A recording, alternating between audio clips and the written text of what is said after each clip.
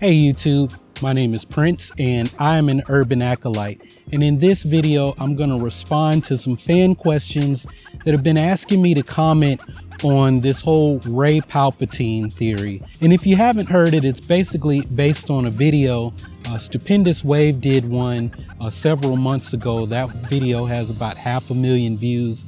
And then this recent video that Vincent Vendetta put out that's getting like 20,000 views a week. And basically they say that Rey is Palpatine's granddaughter. At some point, Luke Skywalker may have come across Rey when she was very young, sensed that she's got a strong propensity to go to the dark side based on her heritage as the Emperor's granddaughter. So he puts her on Jakku so that she's safe and so that the galaxy is safe, I'm guessing. And the Vincent Vendetta theory, or the video, goes a step further and looks at some of the faces that Rey makes, showing that she's angry, that she's got a strong pull to the dark side because she acts on her anger. And he also talks about her fighting style, which a number of you have commented on in the comment section of other videos. Well, my thoughts on this, I'm just going to say flat out, I really don't buy this theory. And the reason why is because there are too many moving parts. For one, Rey as the granddaughter of Palpatine means that at some point Palpatine had a family that we don't know about, possibly that he doesn't know about, and then his children have children too. So you've got to figure out, how does he have children? Where's his family that we know nothing about? Then how did they have a child? How does she end up on Jakku? Or if Luke Skywalker were the one that put her on Jakku, well, where are they? And it kind of feeds into a video I did earlier in the week about maybe Rey had two parents who were dark side force users. That would be nice, but to make them tied to Palpatine is like, that's a little bit too much. We've got to guess about too many things.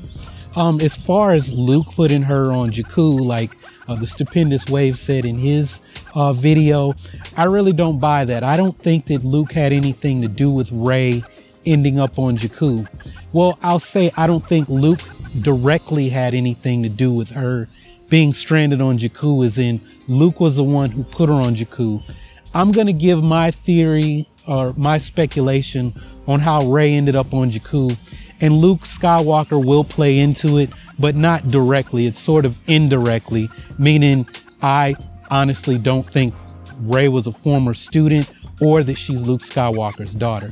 Now, as far as the fighting style, that is something, that's the reason why I'm outside right now. Well, let me get my lightsaber and turn it on. Of course, it's bright out here, so you can't even see that it's a ruby red blade. Let me turn this back off so I can keep talking.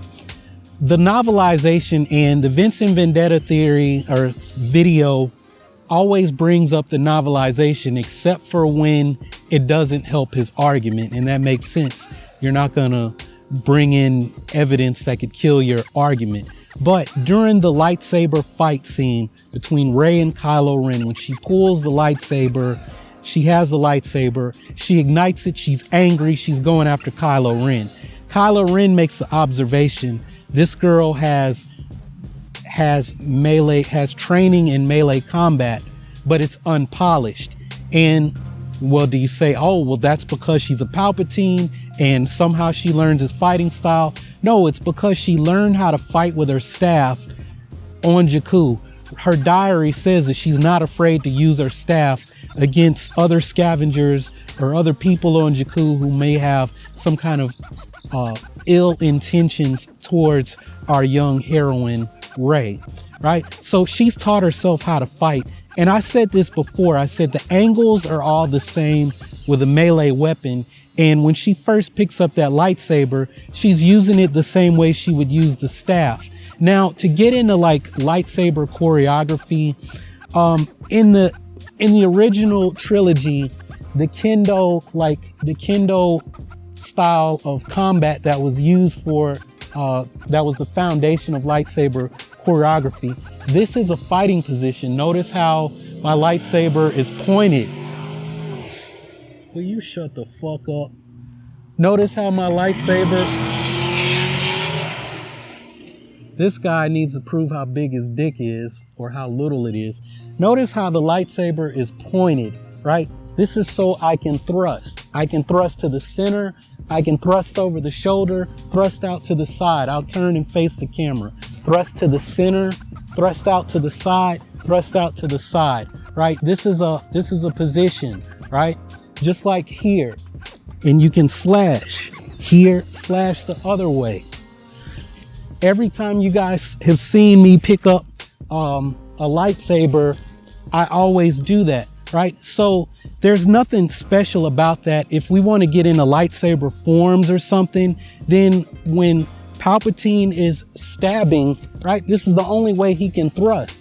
And when he fights the Jedi, when they come to arrest him in Revenge of the Sith, like he's going for the kill. He's like, I'm going to kill you, and then I can take on Mace Windu. Like he's basically a predator. He's eliminating the weakest prey because he knows he needs more space. It's going to be more of a challenge to take on Mace Windu, right? So why does Rey do that? Well, it's the same angles. Here's an angle, here's an angle, cut up, cut low, cut low. That's still the same angle. So what's left? The center, right? She's trying to kill Kylo Ren. She's fighting out of anger. If you notice, after Kylo Ren says the bit about you need a teacher, the Force, I can teach you how to use the Force, she calms herself. She's no longer fighting out of anger. She's letting the Force guide her actions. And in the novelization, it says that Kylo Ren can't parry her blows. Like her strength overcomes him. So the Force is enhancing her strength.